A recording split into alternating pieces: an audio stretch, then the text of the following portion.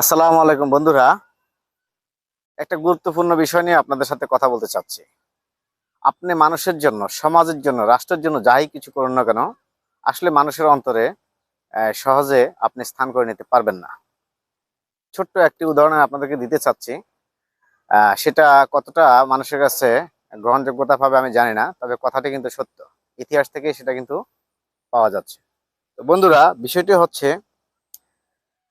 47-এ যখন পাকিস্তান ভাগ হয়, তখন এই পাকিস্তান নামটি কে দিয়েছিলেন, এটা কি আপনারা কেউ বলতে পারবেন?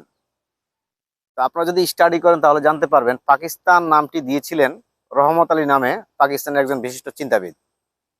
তিনি বিশিষ্ট চিন্তাবিদ আল্লামা ইকবালের আহ, চিন্তা দর্শনের উপরে অনেকটা গভীরভাবে মনোসংযোগ দিয়েছিলেন। উনি যখন লন্ডনে ব্যারিস্টারি পড়েন তখনই কিন্তু ওনার মনের মধ্যে পাকিস্তান শব্দটি এসেছিল। যাই হোক, পরবর্তীকালে পাকিস্তানের রাজনীতি উনি সক্রিয় হতে পারেননি।